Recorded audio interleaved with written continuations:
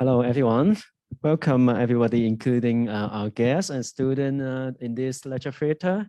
And welcome to all our guests and audience who are participating in the online seminar section. We already now have a few 30 or 30% in the online platform already, and we will keep the this seminar in record so that we can have some more to see it later.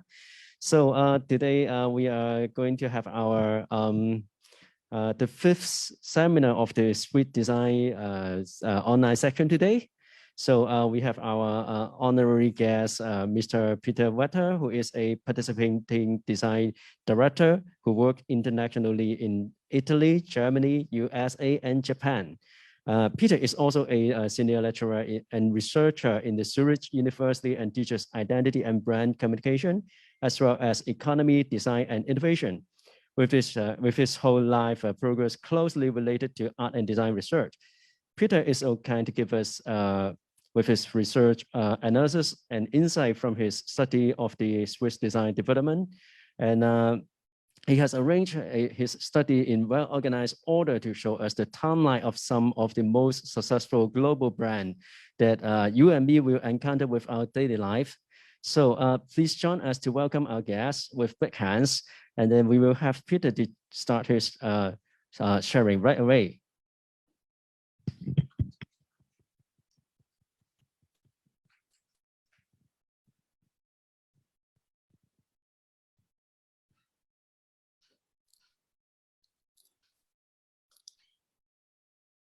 So I think I'm here now. Okay. Hello, Peter. Hello.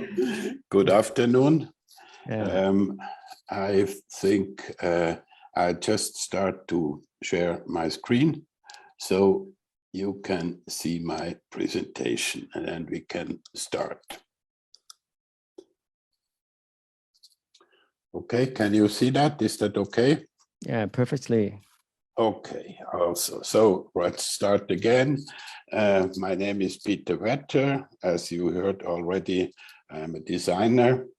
And I thought to start my presentation, I would like briefly to introduce myself a little bit with some work, so you have an idea who is talking to you. I was born in the eastern, oops, not too far. I was born in the eastern part of Switzerland at Lake Constance on the border to Germany and Austria, but spent my youth and education in Zurich, like you see on the right side. There in 1963, many years ago, I started my education at the Kunstgewerbeschule of Zurich, School of Arts and Crafts. And the pencil drawing on the left side is from this time. On the right side, you see a project that I realized together with a friend for a EcoGrada students competition. My first experiences, professional experiences, I made in Italy. Here a poster for a department store, and on the right side the logo and packaging also for another department and fashion store. The next phase, I was a creative director and partner of an agency in Zurich, Bonn, Germany, and New York. And on the left, you see the annual report of BMW. And this is my main project for 15 years. I coordinated branding and design of BMW for about 15 years worldwide. On the right side is a Swiss company, the logo for an important Swiss company. Later, as you heard already, I was for 3.5 years, mostly in Japan, where I created a kind of not showroom, more a gallery for BMW, where we realized this exhibition on the left. It's what's called Past, Present, Future. And on the right is an advertisement for the same exhibition. Then I went further to New York, where I coordinated or directed Vignelli Associates.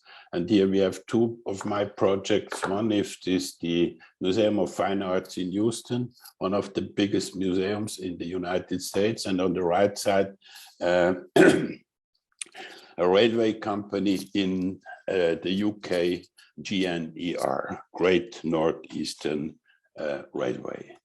Then around 2000, I came back to Switzerland, where I opened my studio with my wife, Katharina Leuenberger. And these are two of our projects. On the left side is the branding of the museum or Zentrum Paul Klee, which is an important collection of Paul Klee's work.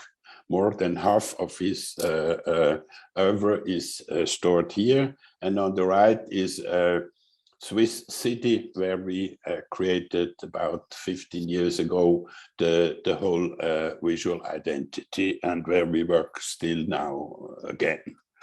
And since 2000, I started also with teaching. From 2006 to 2014, I coordinated visual communication in Zurich University of the Arts. And in that time, we reorganized also the whole curriculum for BA and MA. On the right, you see a more recent project. I'm working since my so-called retirement for different special projects. One of them is SISTI, the Shenzhen International School of Design, and another one is this Linking Cultures, which is a virtual lecture series between schools in Beirut, Berlin, Cairo, Marrakesh, and Zurich. And now we have also Sharjah on board. It's an interesting intercultural project.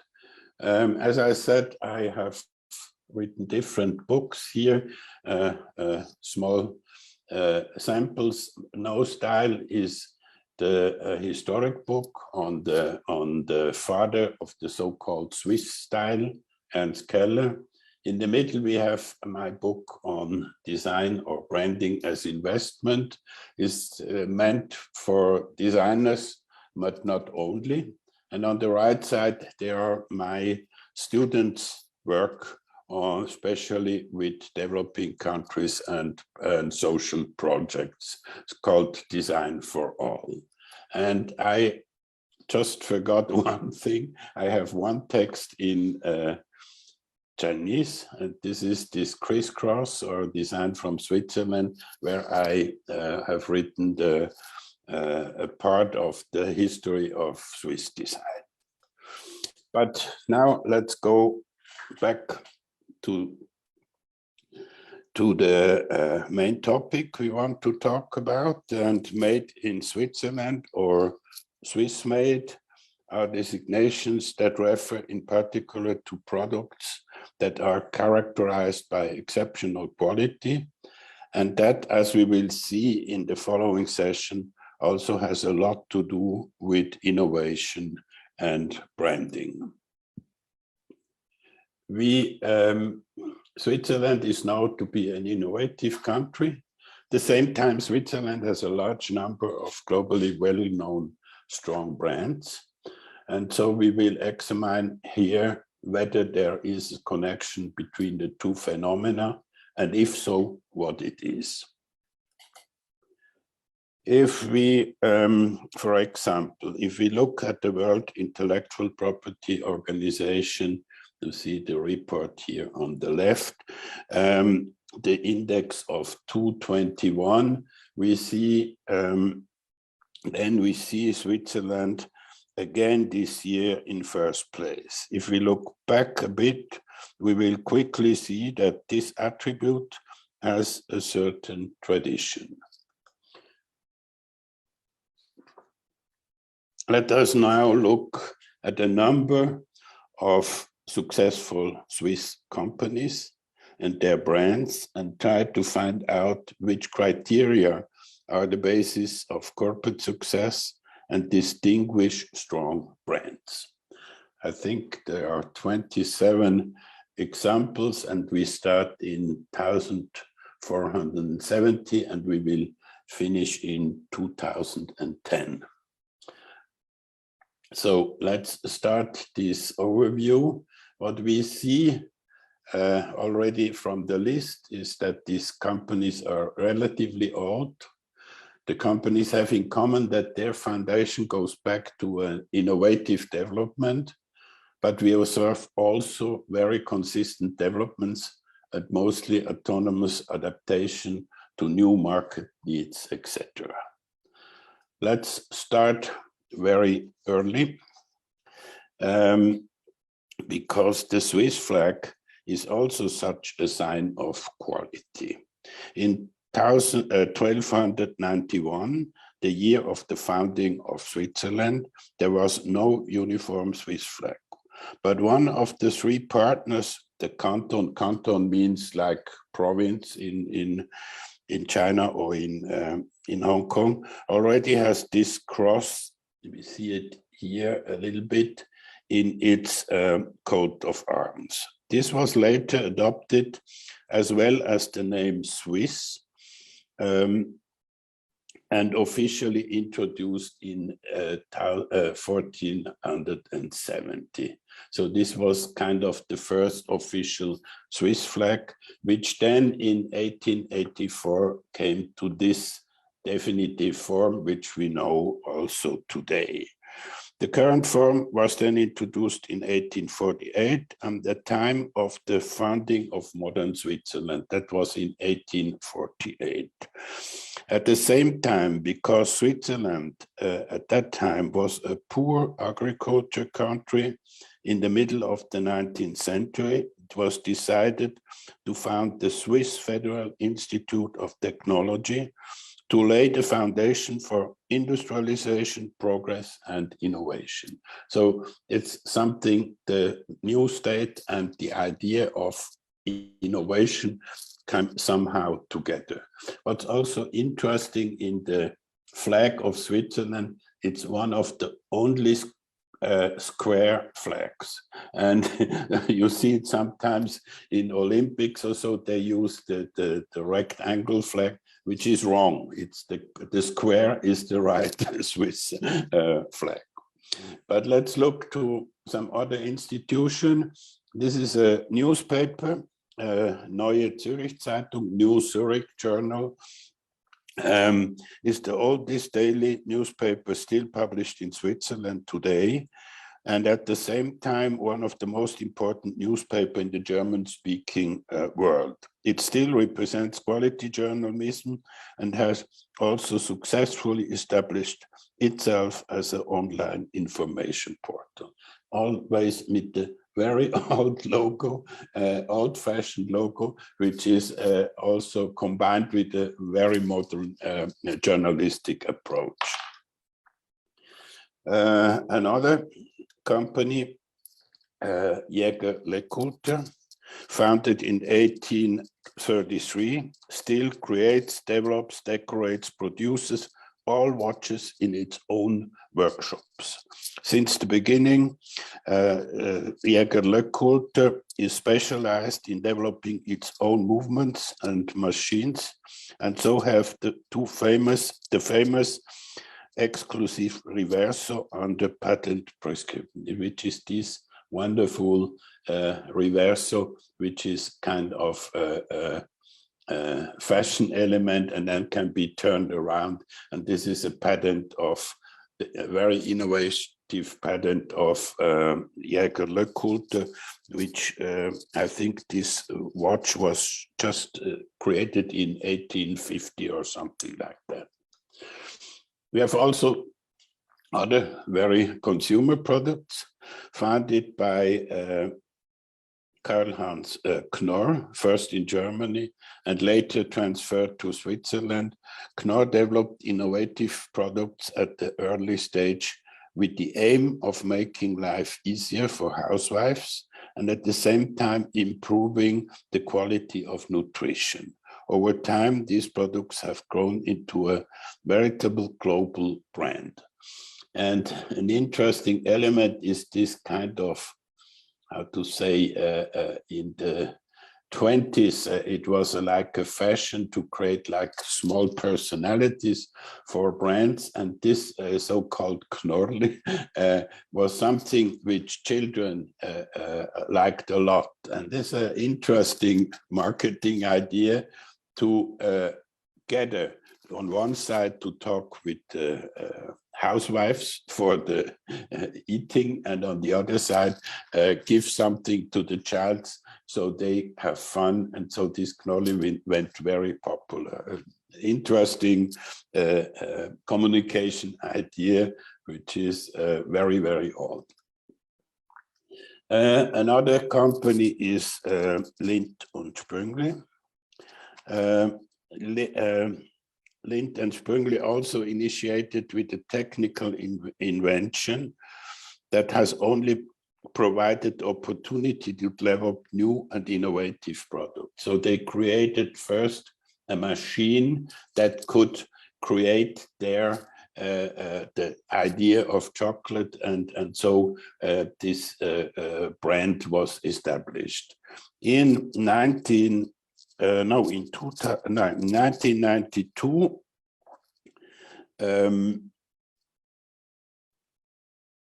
Lindt and Sprüngli repositioned itself and developed into a strong global brand with a new design and the claim Maître Chocolatier Suisse since 1845. So this is the remake of the original Lindt logo, and this is still alive today on shops and of their products and so on.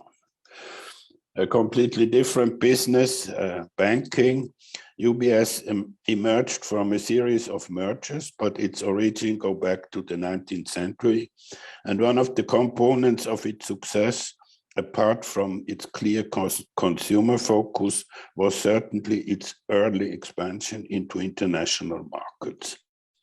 Also interesting is the history of the logo, created by Varia Lavata, a famous designer of the 30s and 40s, which is still in use today. And you see only minor changes were made to kind of digitalize the brand, but it's exactly the same concept like in yeah, that's wrong. It's 1938. Sorry. A similar thing we see here. The Wonder Company was founded in 1865 with the idea of producing healthy food. In 1904, Ovomaltine was invented and was primarily intended as a restorative drink for the weak, and is still based on the old secret, like Coca-Cola, magic formula of Dr. Albert Wonder. Interesting is also to observe the kind of genesis of the brand, and you see all the elements like the typography and the slash long before Nike was since 1914 part of this product, and has been a little bit modernized step by step. And somehow, if you look to this newest 2014 logo and this one, there is not so much difference, or let's say it expresses like the same spirit. And this is also something that these strong brands are also based on a very consistent development. Then we come to Nestle. Nestle begins in 1866 as Anglo-Swiss condensed milk company, producing the first condensed milk factory. And then in 1872, Henry Nestle develops the pioneering infant formula.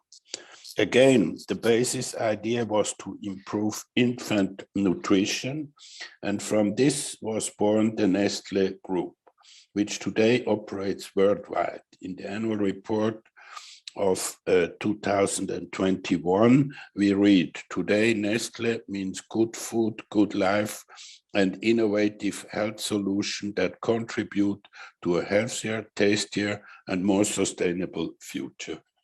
Interesting also here, the genesis of the brand, and it's a funny idea that Nestle has no meaning in French, but Nestle means nest or small nest or little nest, and that was the family coat of arms of Mr. Nestle, which was a German, and this logo is still until today. It has been a little bit cleaned out for digital use, but in essence, it's exactly the same logo we find in the early days of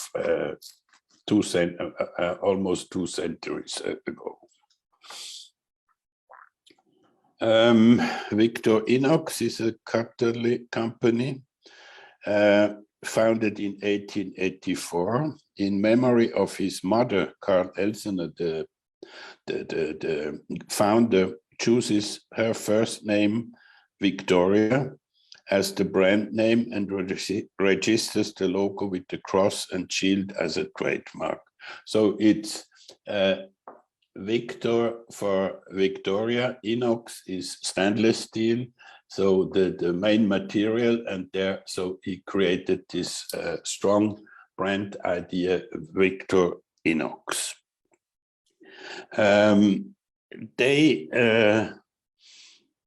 In 1931, they hired Brown Boveri, which is now ABB, was commissioned to build the world's first fully electric hardening plant.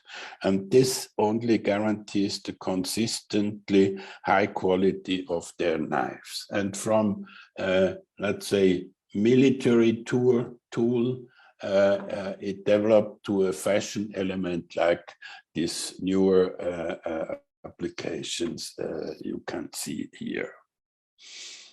Another company in the food sector, Julius Machi, finds an answer to a serious problem of industrialization, malnutrition. He committed himself to the welfare of the people and used legumes, protein-rich pulses, to provide factory workers with nutrient-rich, inexpensive food.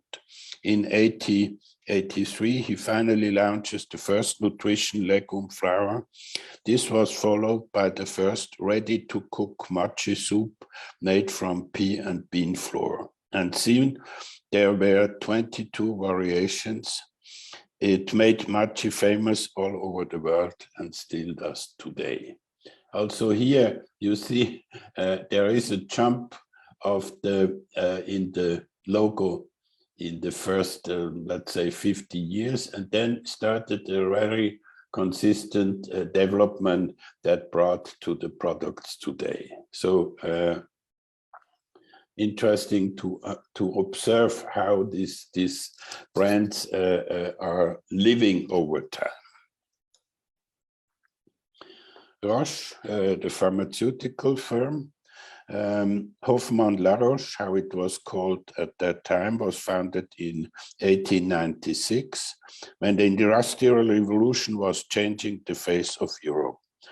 Roche was among the first to recognize that the industrial production of medicines was a major advance in the fight against disease. Thanks to its internationalization and commitment to research and innovation, Roche continues to make steady progress in drug therapy, life science research, gene sequences, and tissue diagnostics are important fields that underpin Roche's global leadership through continuous innovation. Interesting also the public appearance of of Roche, which created these new towers in Basel, where the headquarters is, created by Herzog Demeron, the same architect they have created the Olympic Stadium in Beijing. Another incredible brand is Rolex, and Hans Wilsdorf, this is this man here, founded a company in London for the distribution of watches. He dreamed of a watch that would be worn on the wrist.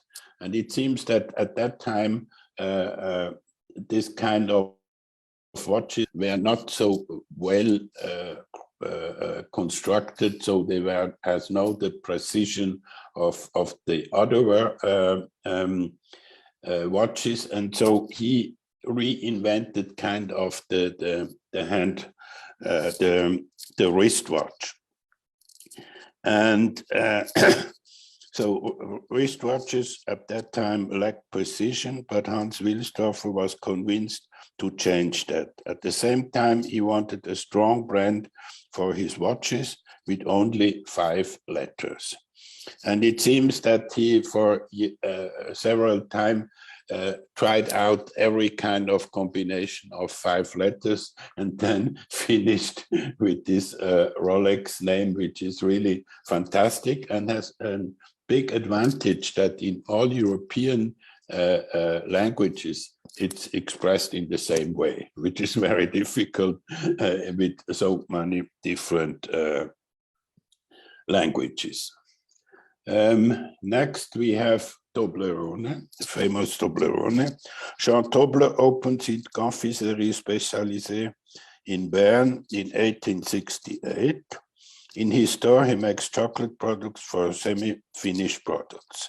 The demand soon became so great that he opened his own chocolate factory.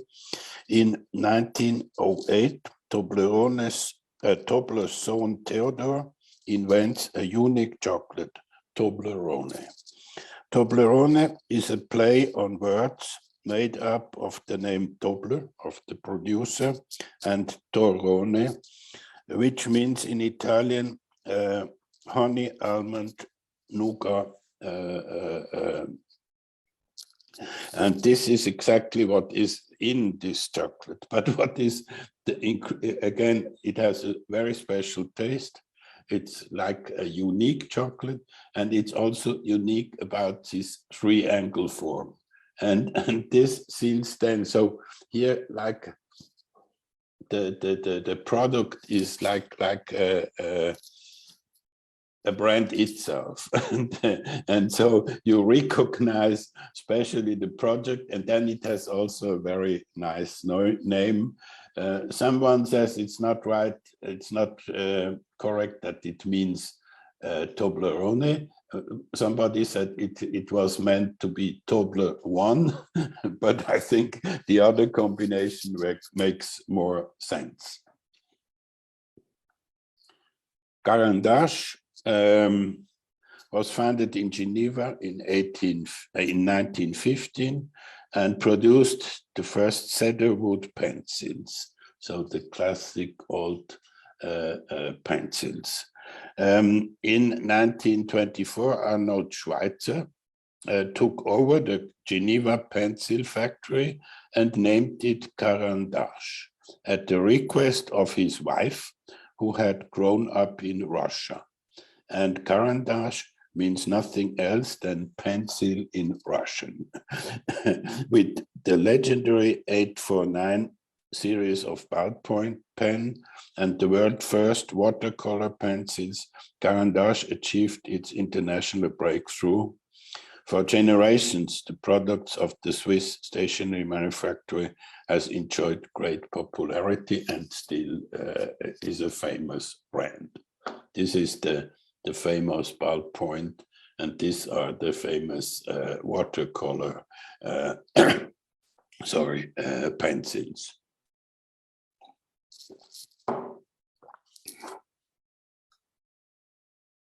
Acris was founded in 1922 by Alice Creamer-Schoch in St. Gallen, so in the eastern part of Switzerland, as an atelier for aprons. Soon Alice was dressing the most elegant woman in the region.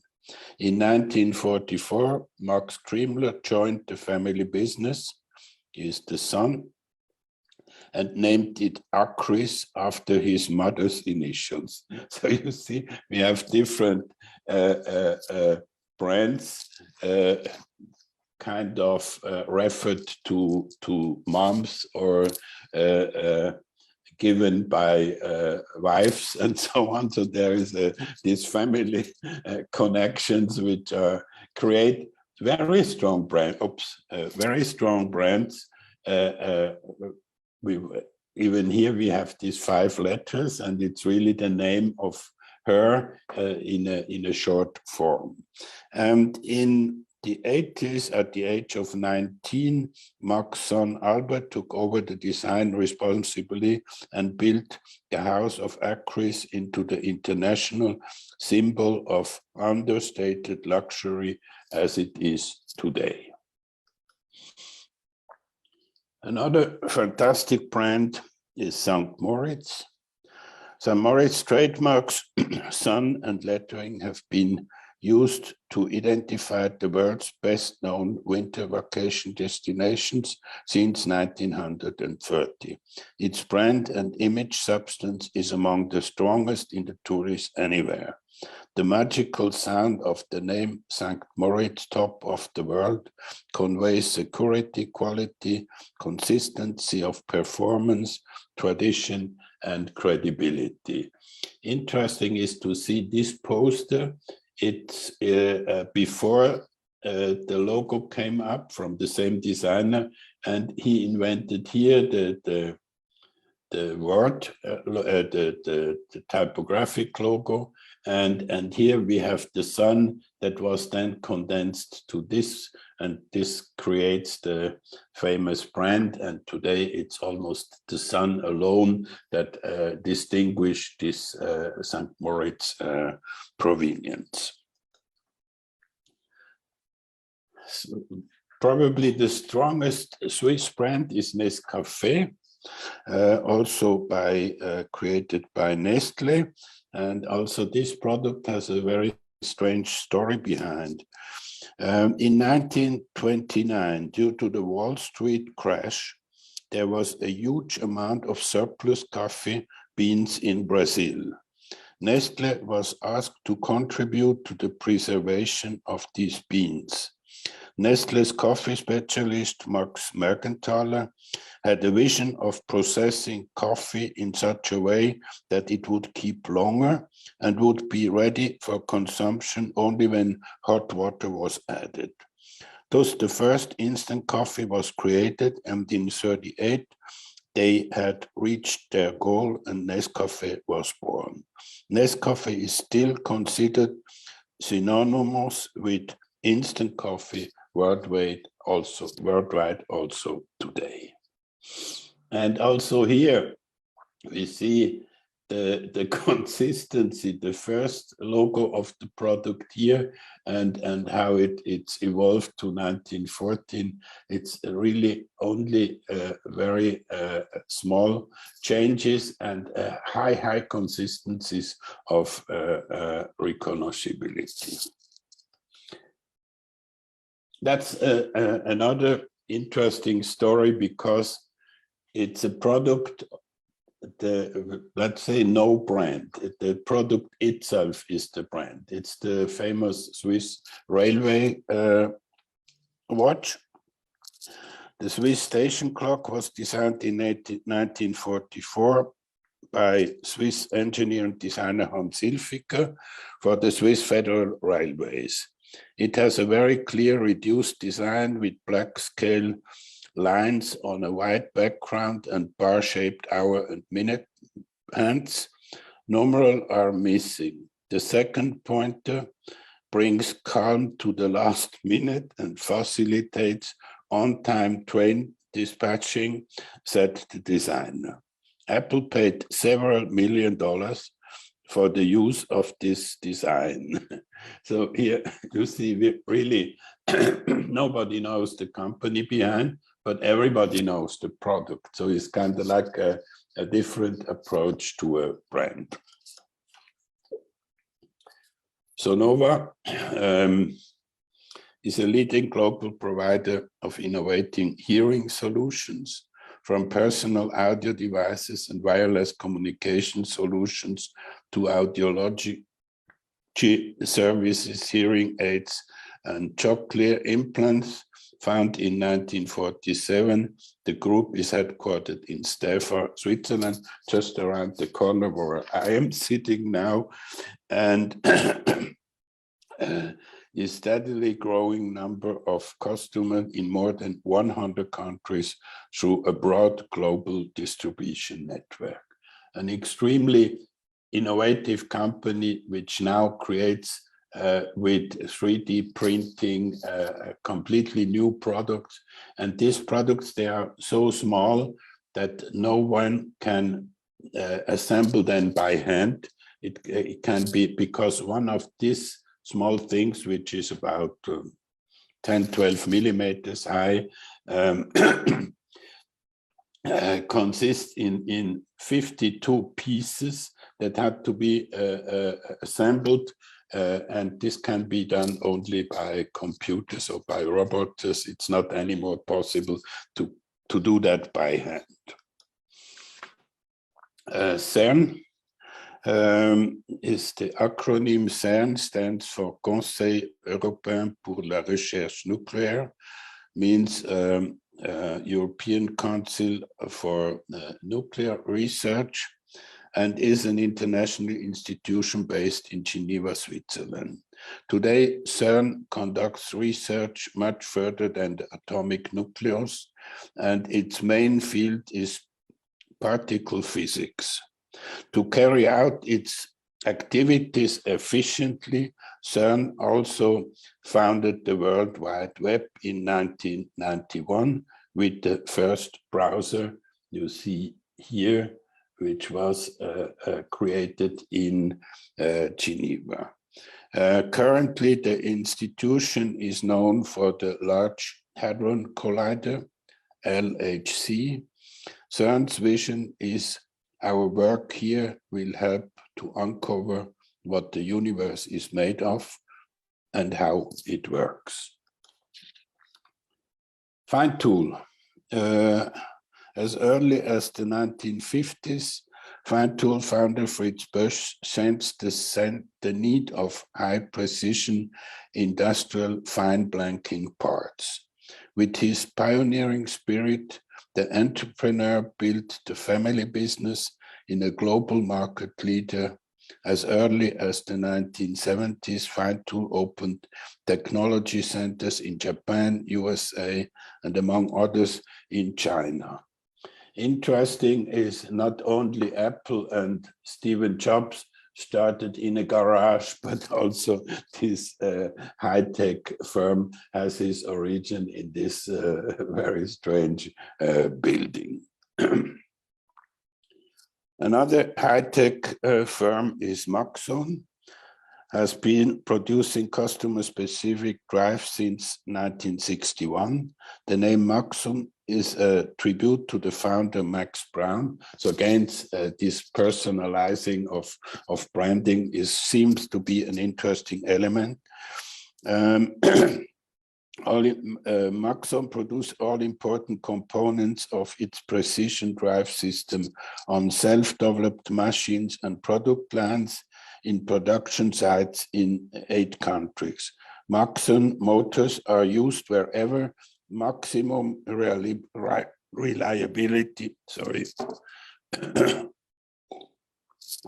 maximum reliability is required, for instance, in the space travel. During the NASA Mars landing in 2021, the Mars helicopter was powered by Maxon's motors. For the first time in the history of space travel, a device is flying in a controlled manner on another pilot. That's more than reliability, what they proved with these very, very small engines, let's say. USM, the Scherer Metal and Locksmith Company was founded in 1885. At first, the family business specialized in window fittings and hardware. Paul Scherer joined the company in 1961 to modernize the business. The architect Fritz Haller designed the company buildings and focused on a flexible modular steel frame construction system. From this idea emerged also the USM furniture system.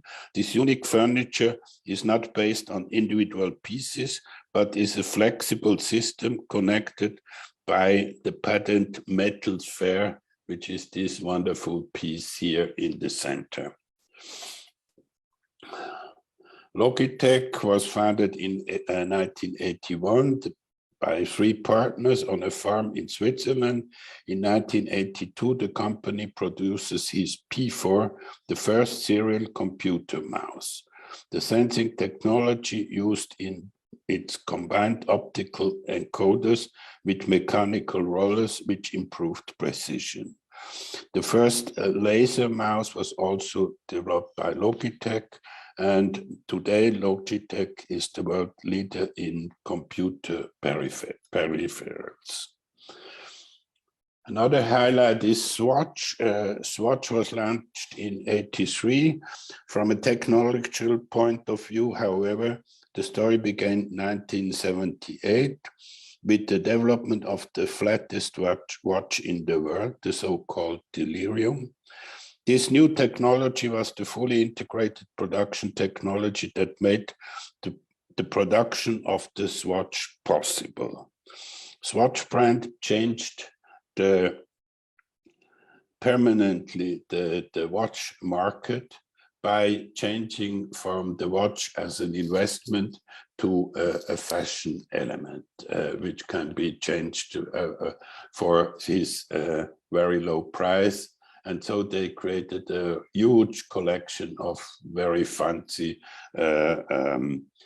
different swatches or watches.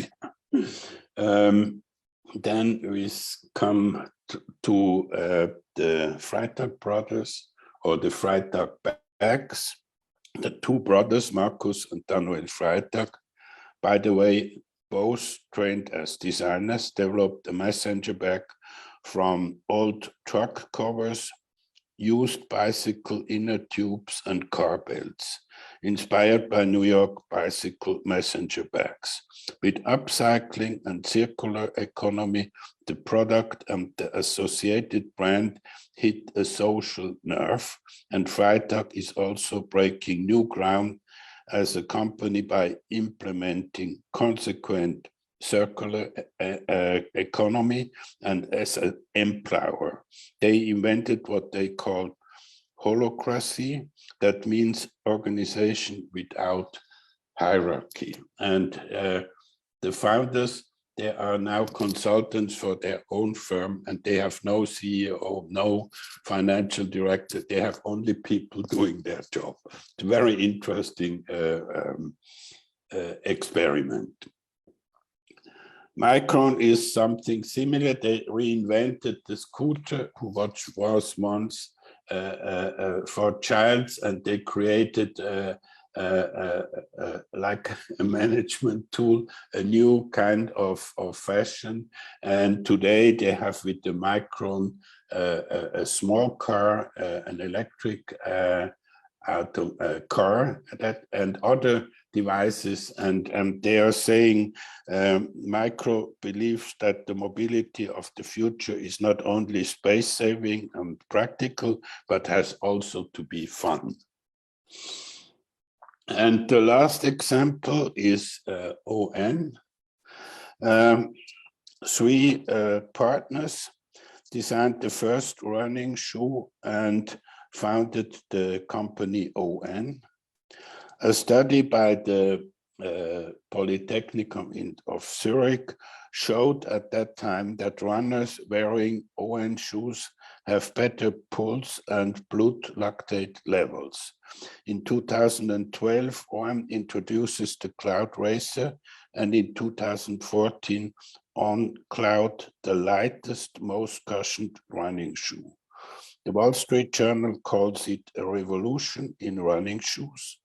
Since 2021, Roger Federer, the famous tennis player, is partner, and tennis competition shoes Roger Pro was launched also in that period. Since its founding in 2010, ON has sold more than 7 million running shoes with a very high price, and you see that with some innovative ideas, you can also compete with Nike or Adidas and this kind of brands. So, as all these examples show, two elements are essential for a successful brand. It needs a convincing, sustainable product idea, and second, it takes time to grow into a strong brand. For the 100 globally known brands, the examples are taken from the Interbrand's 100 Best Global Brand study. We have calculated their age, and here are the results for the year 2004. So we have new brands, only little, and we have brands over 100 years, which are half of the 100 top brands worldwide. Then we repeated this study in 2016, and we see that the changes are relatively small. When we then showed these results again in the following years, there was criticism that this would be certainly no longer be the case today. Then internet and social media would accelerate such developments. And this summer, we repeated the study again, and as you can see, there are slight shifts, but overall the picture does not look significantly different. In addition, we noticed this year that even today, among the brands over 100 years, this one here, about 16%, so almost a half, are all over 150 years, something nobody would think about that. And if we look just at a few examples at of these global best brands, we see number one is Apple, and Apple is from 1976, so it's 46 years old.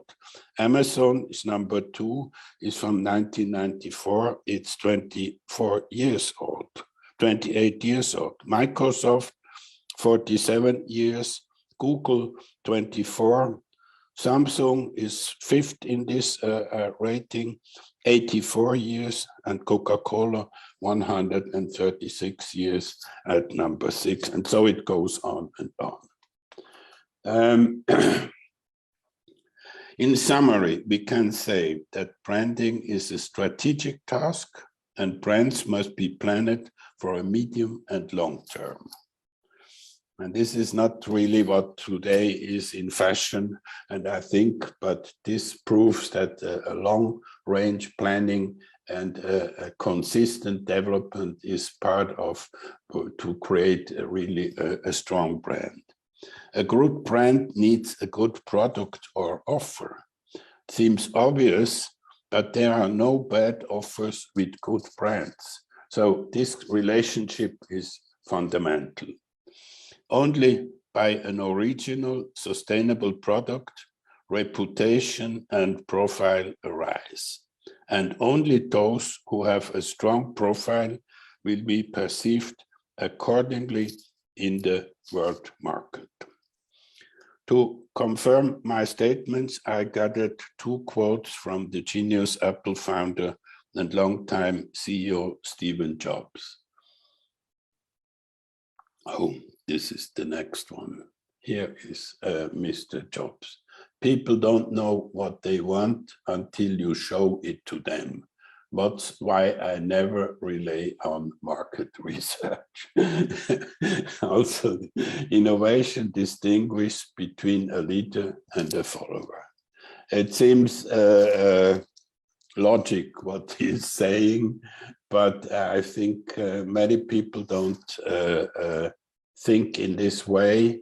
And I think still this is the basic for successful branding, to bring a strong idea together with a strong communication and vice versa. But nothing, not one or the other, it's only both together that create a really strong profile, like the many, I think it was 27, we have seen before. Thank you for your attention.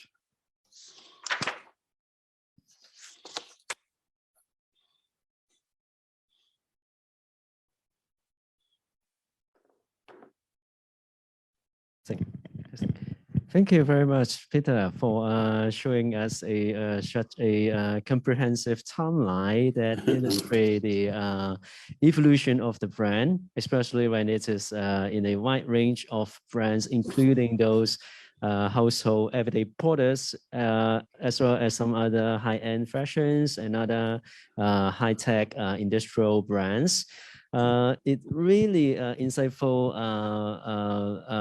especially when you show us some empirical data support that explicitly explain how those brands evolve, contextualized with the evolution of the production technology, brand communication approaches, as well as one of the very interesting observation we just have today with another colleague.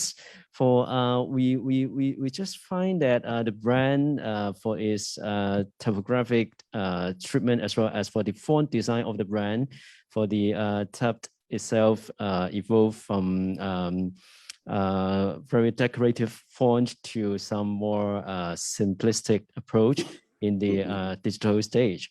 So there are a lot of findings. I believe our audience in stage, as well as our audience in the online platform, will have their own takeaway messages. And why don't we open our question and answer section here to see do we have any question from the stage, from our audience, from our students, from our faculty, or our guests in the online platform? So if you have questions, just raise your hand.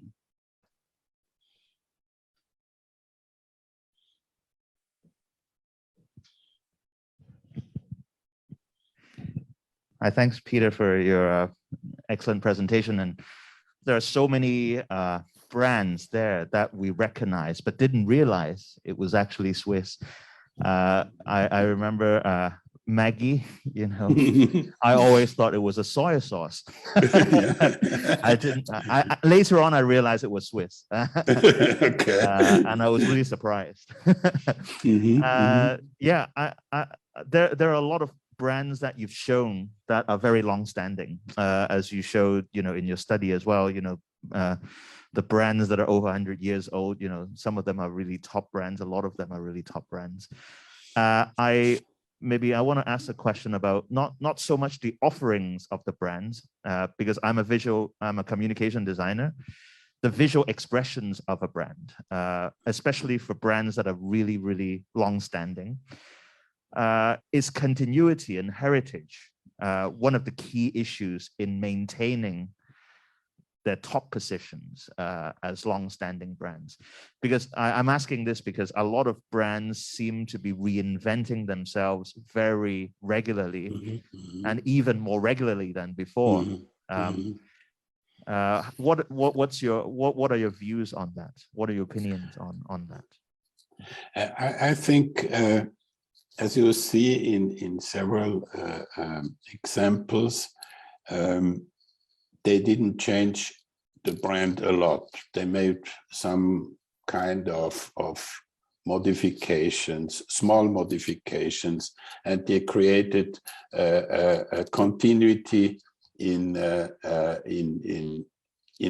brand. So you can really rely on that. You have it somewhere in your head.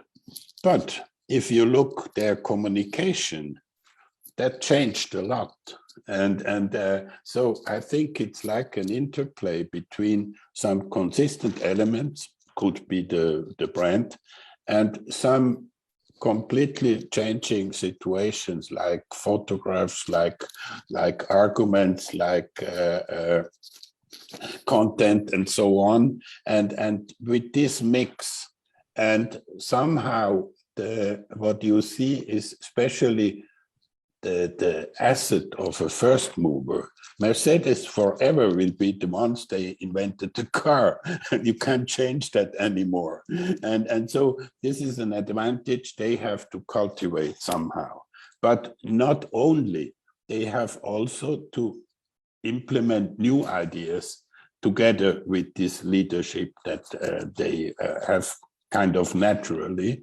And so it's not a compromise. It's a ideal combination between some relationship to the heritage, but together with new elements, with new and surprising new elements. And so, as in many examples you have seen, it's a fantastic original idea at the beginning, but it's also the further development of these ideas in other directions and adaptations to changing social and cultural surrounding or environment. So it's both. It's not one or the other, but it has to interplay together and to get a clear message to the people. Yeah. So a fine balance between the continuity, but also surprise. Yeah. Thank you. Thank you. So we have another question from the online audience. So that is, what is the most important thing to keep the brand long-lasting in the world nowadays? I think at the end, it's kind of consistency. I think we have, if you look, I don't have the number now in my mind, but I think we are creating, according to social media, some 200 million pictures a day. So we have like an enormous change of impressions around us, and to be recognized in all this moving situation, you need some consistency, and that's why, for instance, if you take the example I showed UBS, and UBS is one of the most successful bankers in the world, but banking today is all online. But they are going in Zurich to rebuild their own old headquarters in the best position of the city, somehow to symbolize that they are still there somewhere. It's not abstract. And I kind of think if it's all digital or virtual, where the hell where is my money, in the cloud or where? No, the idea to see a building which is behind, so that such kind of symbols are also necessary to part with communication, or is part of a communication, to have really a presence in the market, a physical presence in the market. I don't know if this gives an idea, but it's more about consistency, really. And this doesn't mean always doing the same thing. It's a creative consistency that has to be adapted to kids of today, have different mindsets than we had, and we have to reconsider that. And so they need new pictures and new things, but maybe not new logos. So that's the point. Yeah. Thank you very much. And I think that definitely is one of the most important message that we can take away from the sharing today. We can see how the brands respect their long history and make use of those historical heritage and evolve the brand. So before we move into another question from the online audience, let's see if we have question from the stage, from the ground. It seems no yet. We just combined two questions from the online audience that is very similar. So I just asked them into one.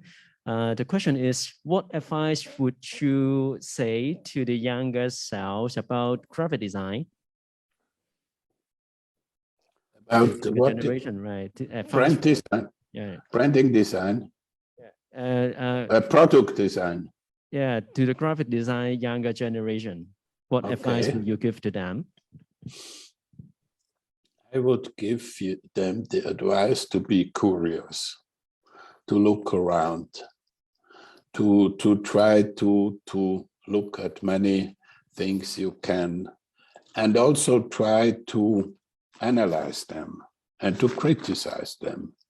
So I think curiosity is the basis of creativity, and if we then with observing a lot of things learn to create our own criteria to see all those things, this is the background to be creative. And I think that's the way. And I think also in education, I always say somehow today today's development is so fast that whatever we teach or learn is old at the moment when we do it.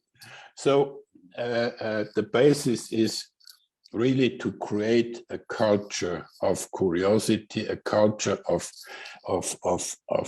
being able to ask questions and learn where to find the answers for themselves, which is a very subjective way also. And so all this together creates a certain kind of visual or design culture, and this is our huge advantage.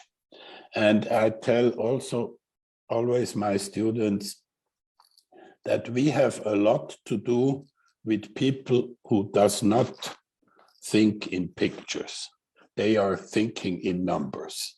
And we have to learn how our ideas we can transmit to the number people. You know what I mean? It's complex, but it's also simple at the end. Look around and try to understand, and then you can develop your own baggage of creativity or tool. That's really great advice to our younger generation. And the advice of learning how to ask questions just echo exactly to our advice to our students during the orientation. Yeah, stay hungry for everyone. So do we have some more questions from the ground?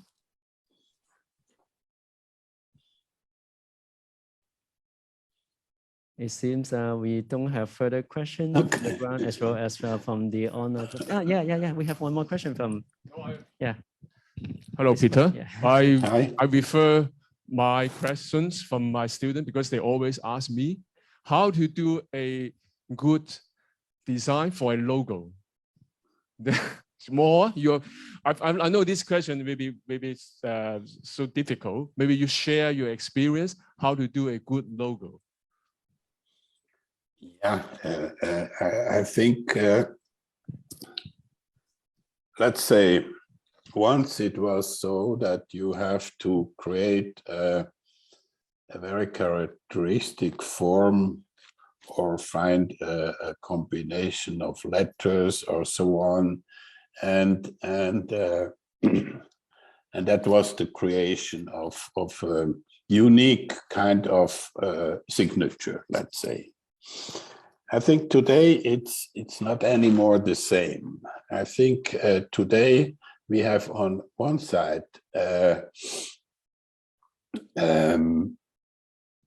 larger group of audiences, and a company or institution at the same time has maybe a ministry for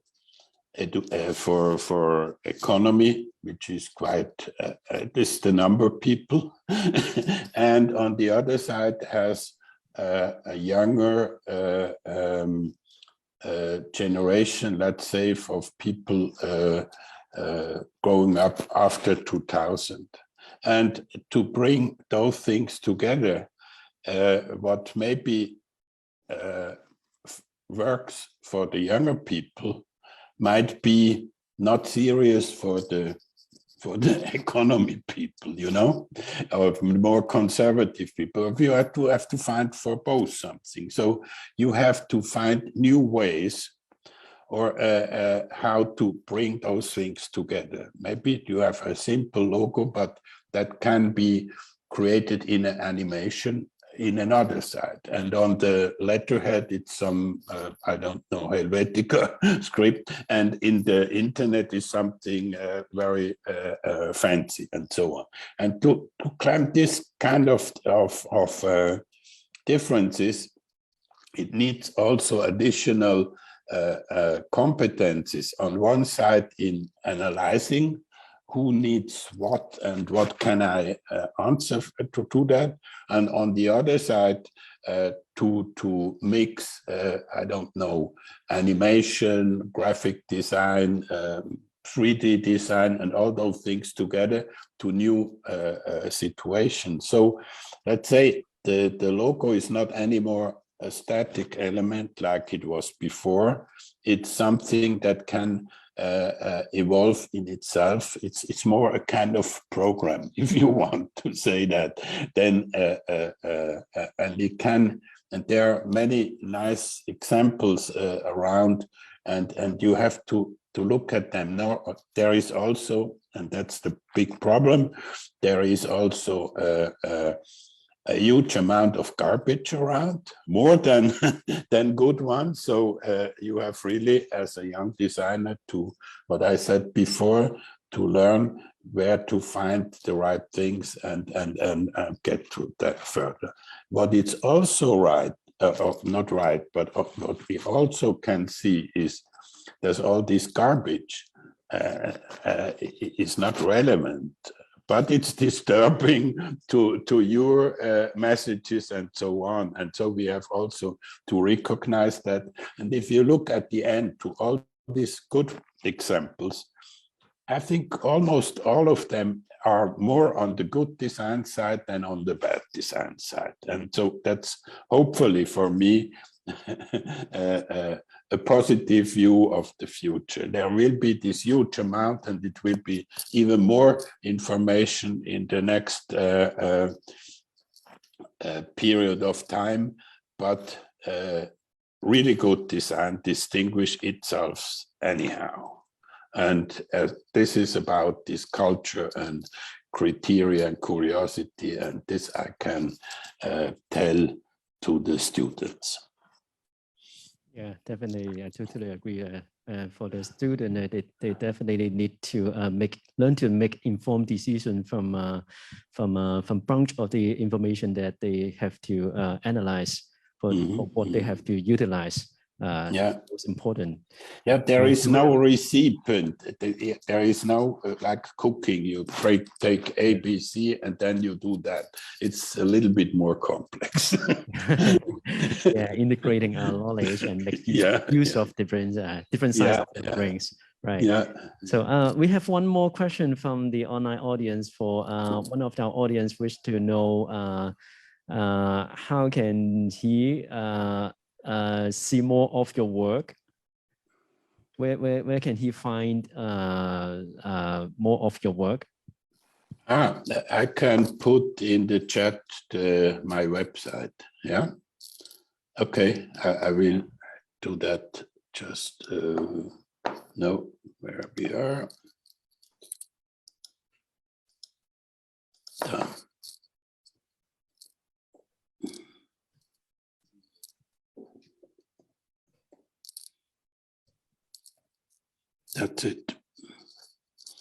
Okay, there you see it, and yeah, there you see also my publications. It's especially this book, Design as Investment, might be interesting for some people who looks at this. I thought it's important to tell managers about design, because I think designers know what it means, but to translate that to designers. So I have written this book together with my wife. And by the way, the preface is by Mr. Sprungli, the one of the chocolate, but it works also for designers, even if it's meant for managers. Yeah, actually, we can see just one more question pop in from our chat room. So because of the time limit, maybe we will just answer this as the last question. So the question is, what is life like for graphic design in retirement? Is there more freedom for you, Peter? It's a difficult question. I think no, freedom, not really, because also our times are kind of complex and complicated, but it's you have a little bit more distance. I'm not anymore so deep in the things. I have a little bit more distance, and I try to cultivate that in order to reflect on what's going on. And so maybe it's my function is now more like an observer than not like a player, but I'm something in between, a little play, a little observe, and that's my philosophy. That sounds fantastic. Yeah, thank you very much, Peter, for offering such a insightful talk to us, and thank you for your comprehensive preparation for those seminar contents. So that's it for today. I wish everyone have a good evening and a good weekend. Before we meet again next time in the sixth section of the Swiss online seminar. Good luck, everyone. Good luck and good health. See you and meet you again next time. Thank you. Thank you very much. Thank you very much. Bye. See you.